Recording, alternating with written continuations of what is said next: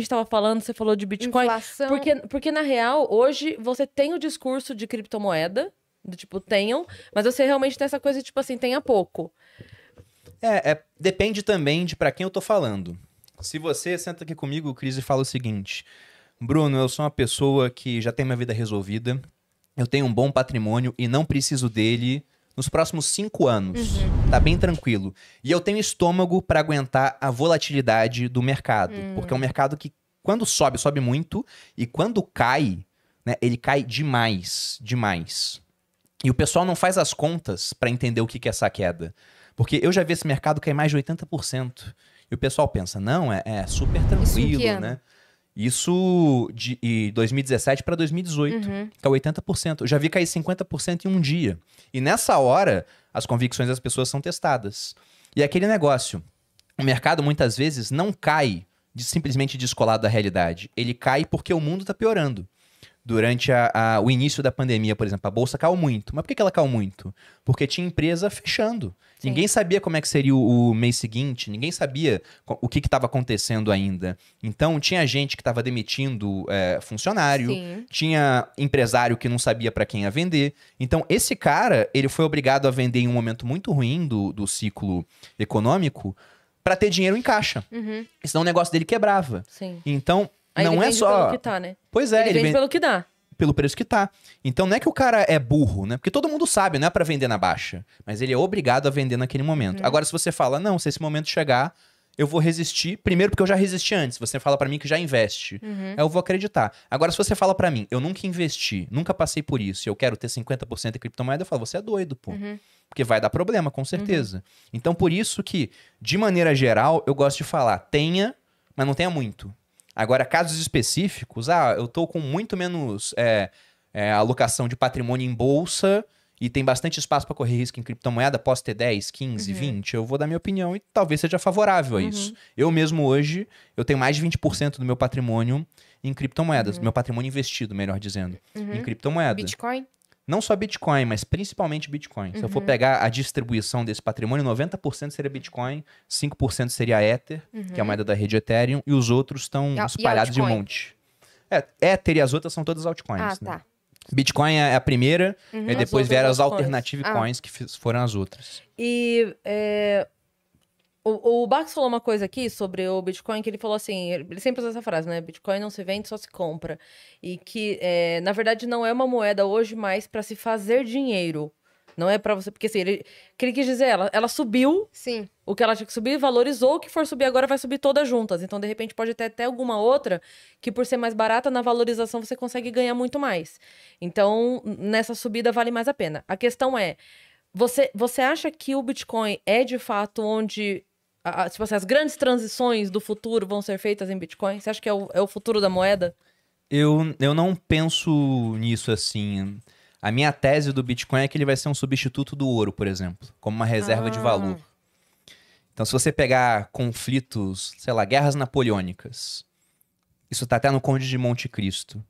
Napoleão, ele assumiu o trono francês, virou um imperador, né? Veio a Revolução Francesa, todo mundo sendo guilhotinado, inclusive os líderes da Revolução.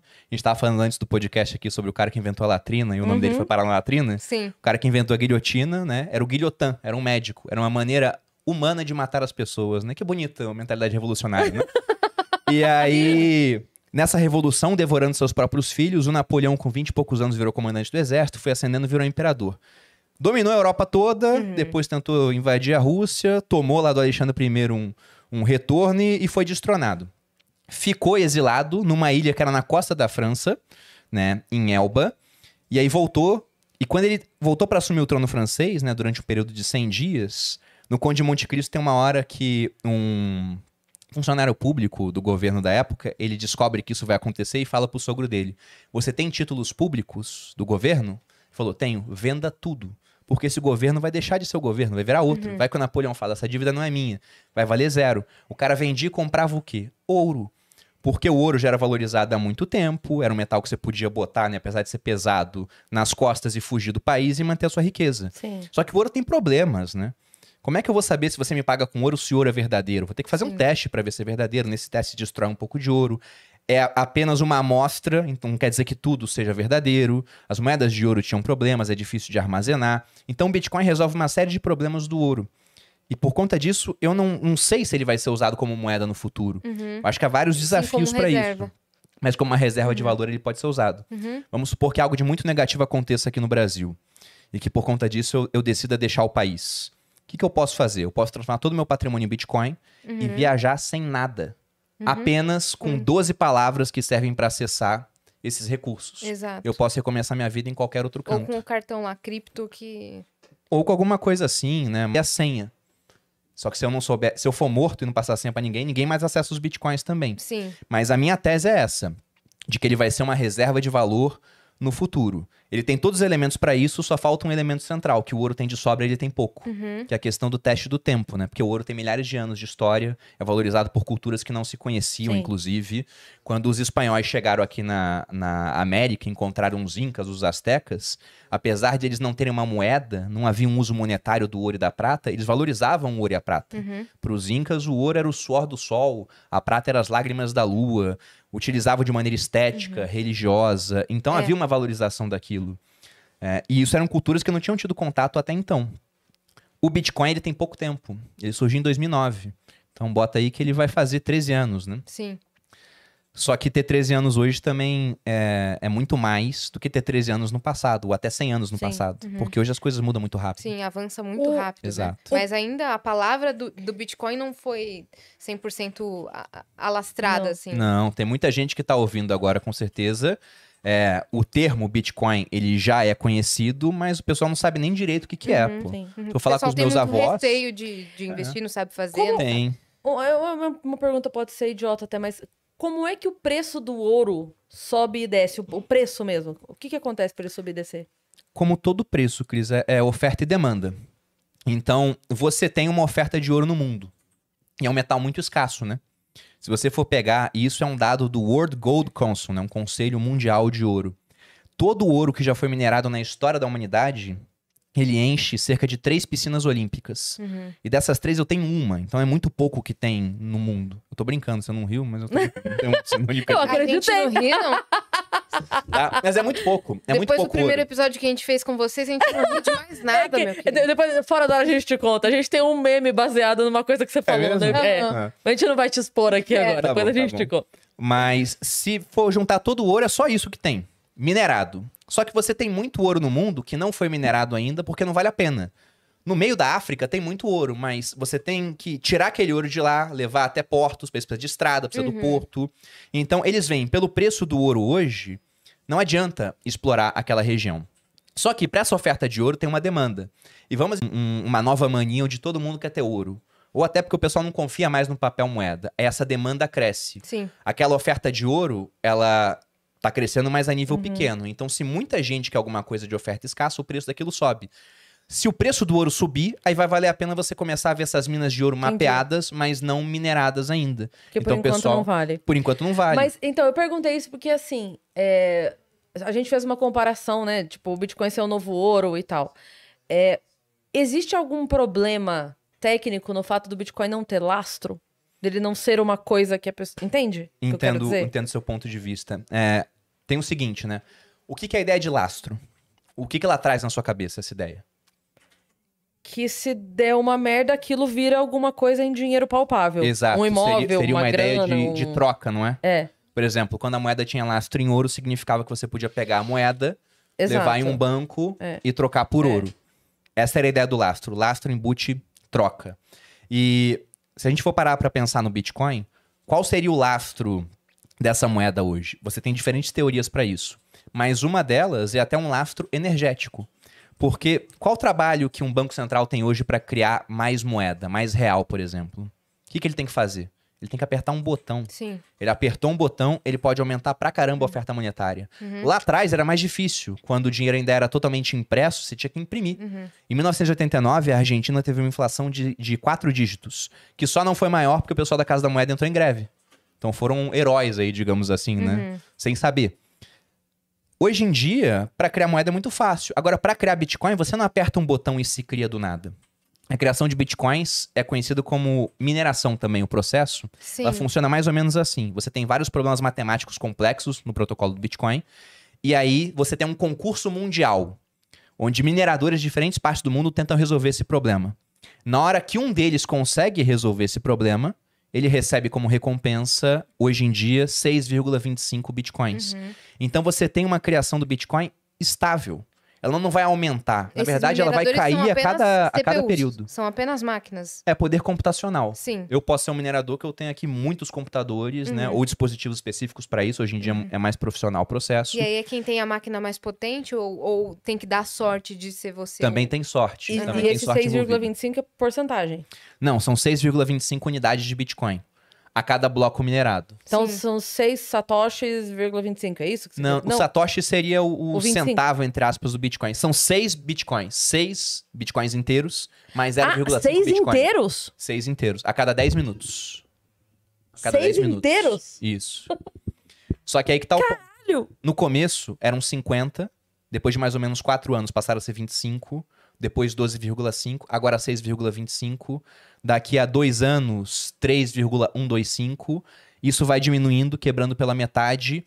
Até que, no final, segundo a previsão atual, lá por 2140, vai acabar. Serão 21 milhões de bitcoins minerados. Sim. Mas nem todos sendo transacionados. Aí, voltando para dar o exemplo do ouro. Tá. Imagina que do nada, esse Conselho Mundial de Ouro simplesmente decida que, de hoje em diante, as minas de ouro só podem minerar metade do que mineravam antes. Então você tinha uma oferta de ouro e, de repente, aquela oferta ela é quebrada pela metade. Só que a demanda ainda tá igual. O que Sim. acontece com o preço? Ele sobe. Sobe. Com o Bitcoin, isso acontece a cada 4 anos. A oferta diminui, a nova oferta de Bitcoins. E a demanda aumenta. Só que a demanda, em vez de ficar igual, Ah. ela não para de aumentar. Porque depois que você fala de Bitcoin com uma pessoa, vai levar um tempo, mas ela vai querer entender mais sobre aquilo e eventualmente vai comprar. É quase Sim. um esquema de pirâmide. Em termos de novos usuários, a gente pode falar que, pelo raciocínio, sim. Pelo raciocínio, sim. Né? Mas não tem convite, não tem essas Exato, coisas. Sim. Mas exato. vai crescendo, vai se expandindo cada vez mais. Uma pessoa passando informação para 3, essas 3 passando informação cada um para mais para 3, até que alguém bate no influenciador que fala com 10 mil, e aí o negócio vai se espalhando. Aí vai no podcast, aí conversa, Exato. aí cria um Sim. podcast, aí começa a criar conteúdo sobre. Pois é, e aí você perguntou das altcoins, né, Yas? Isso. E a Cris também. Elas devem subir mais do que o Bitcoin? Nos períodos de bonança, sim. Até porque o pessoal vê o seguinte, eu não sei qual é o preço do Bitcoin hoje, porque muda muito, né? Mas se eu fosse olhar, estaria, sei lá, 250 mil. Deve estar por isso. Pode estar caindo muito ou subindo muito agora, não sei. Estamos ao Mas vivo não aqui. não tá em baixa? Tá, comparado ao ano passado, ele tá em baixa. 360, né? 300... Em real chegou a uns 370 mil. Tá 232 mil agora, sendo bem exato. Tá Pronto. caindo 3,44, pra ficar bem atualizado. Só que mesmo isso aqui é um valor muito alto. Sim. O cara olha pra isso e fala, meu Deus, vale 230 mil. Aí ele vê outras 16 mil moedas, sendo que algumas valem centavos. Ele olha pra aquilo e fala, é mais fácil esse negócio de centavo valer R$1 do que esse negócio de 200 mil valer 400 mil. Então ele começa a comprar essas menorzinhas. Sim. E como você tem mais demanda por essas moedas, elas acabam subindo de preço. Mas isso no período bom. É, então. No período ruim, acontece o contrário. Sim, Essas moedas, muitas delas não tem nem pé nem cabeça.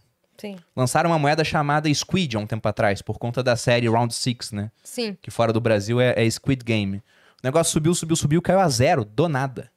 Porque não tinha nada por trás. No final era Não até tem um golpe. projeto, não Não tem tem um nada. projeto. Então, quando o ciclo se inverte, o Bitcoin cai e essas caem muito mais. E aí, só para dar um exemplo numérico, né?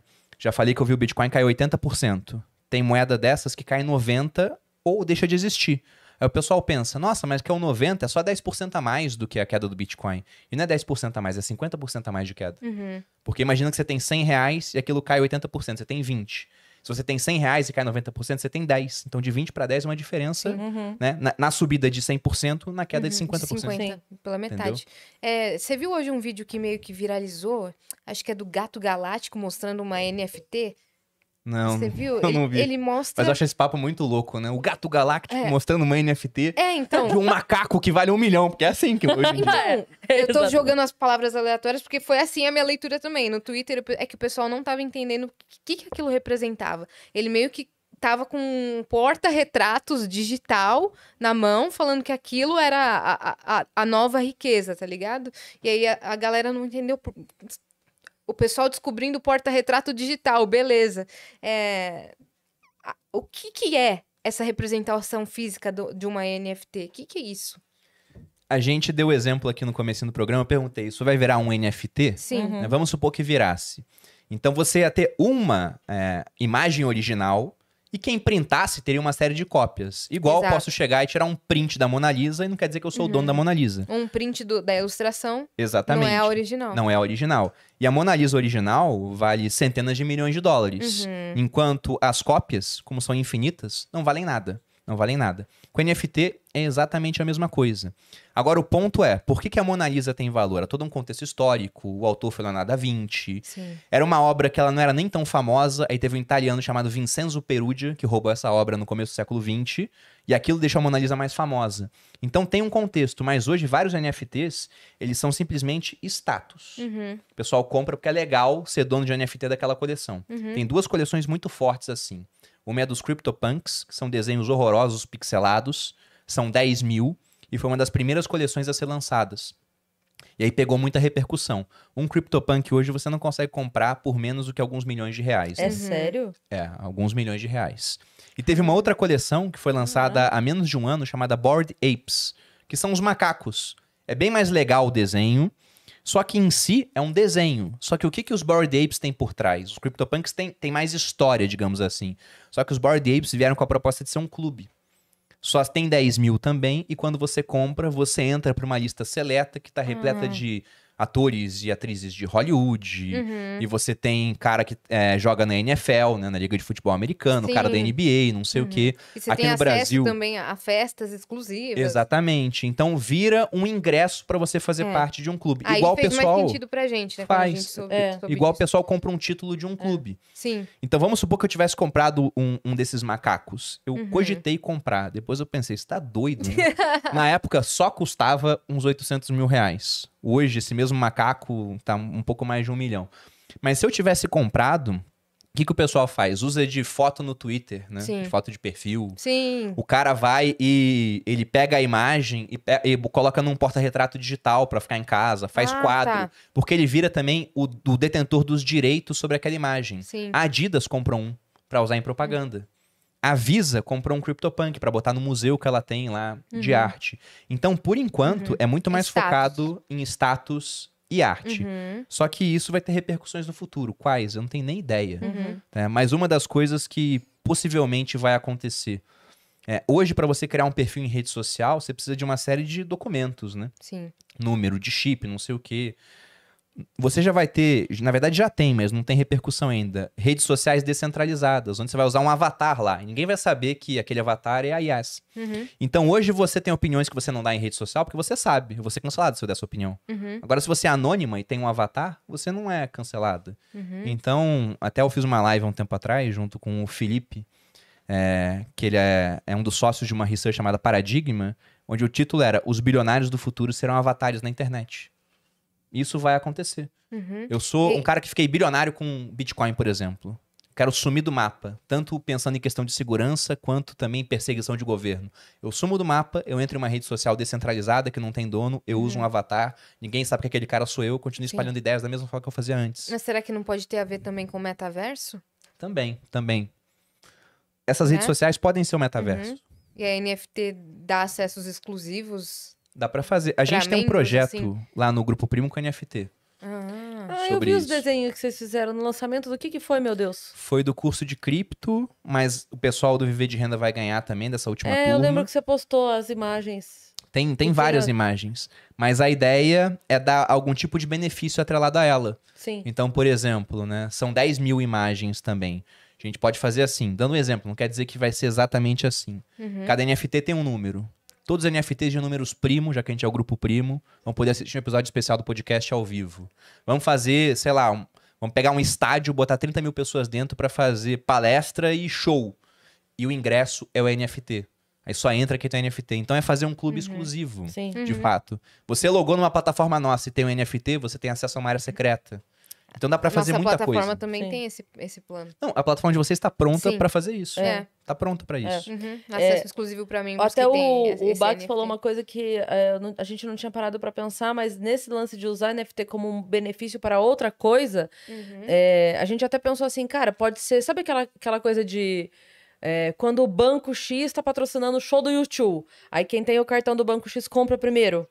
Sabe? Pode ser uma coisa assim. Por Sim. exemplo, o Flow vai lançar um evento tal. Ok. Uhum. Quem tem a NFT pode comprar primeiro. Não é que os Aham. outros não possam ir.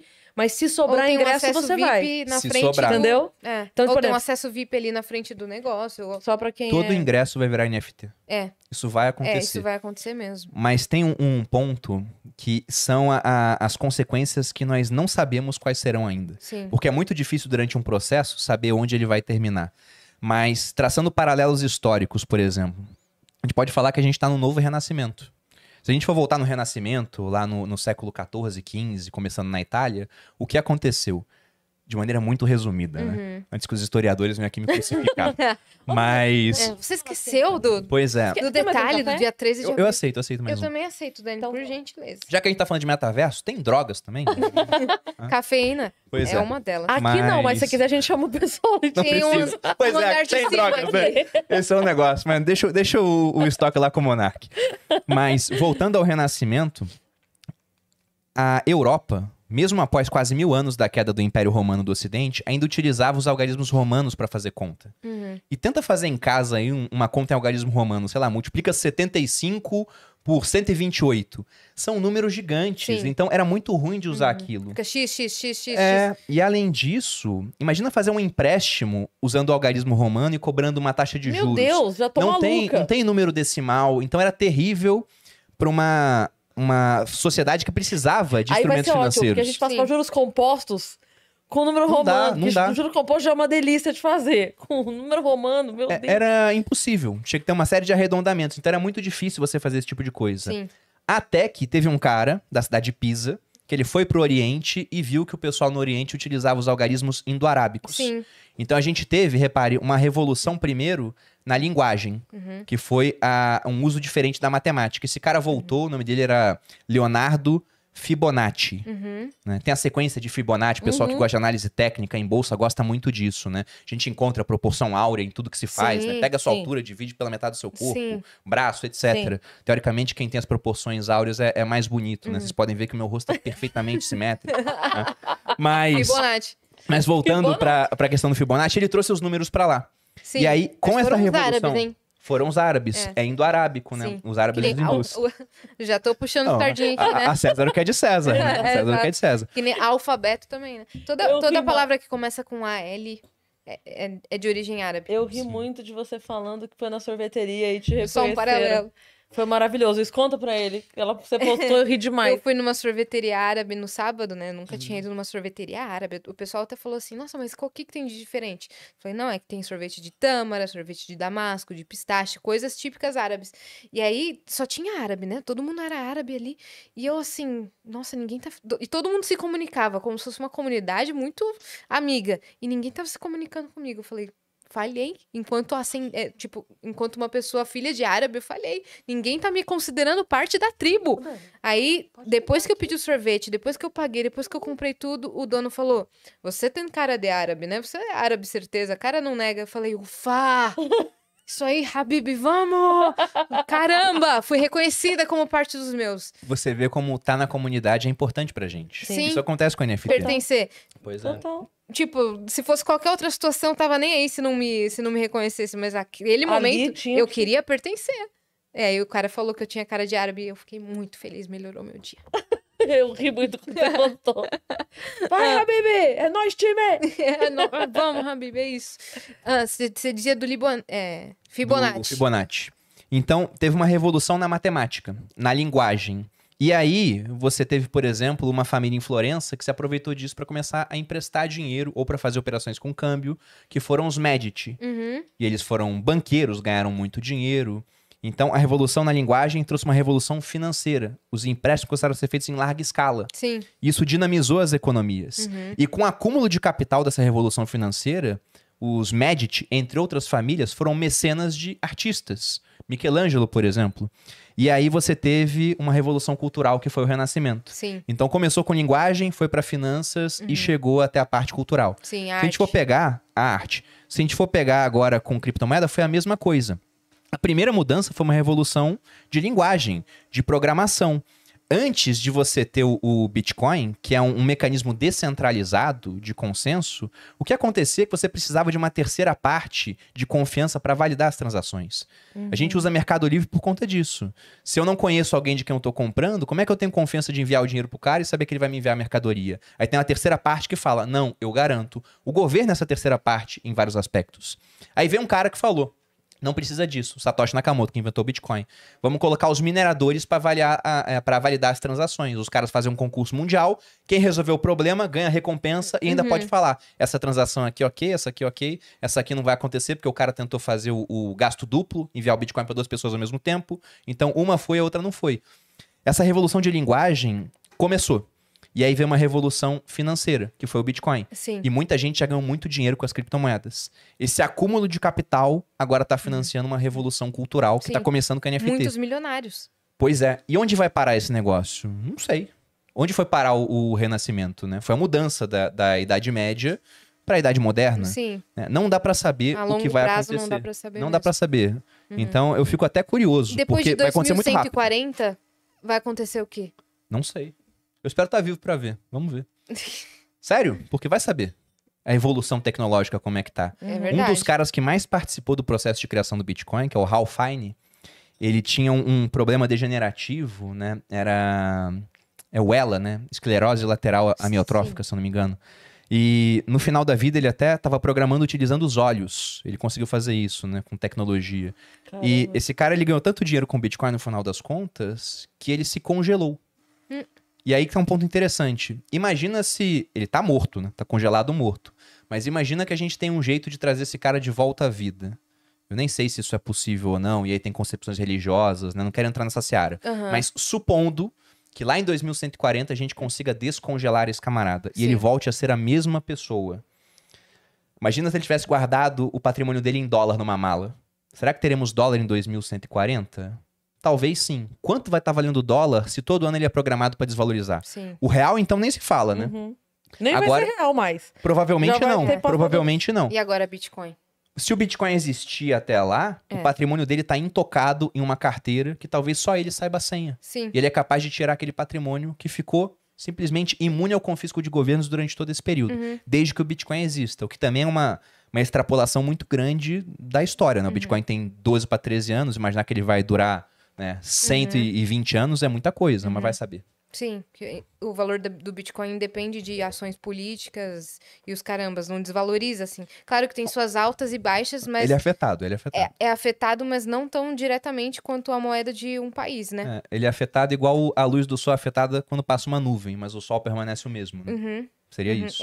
Reflete nele, mas Não muda nada. não né? muda nada. Muda o preço. É, Só o reflexo, só o preço. saquei.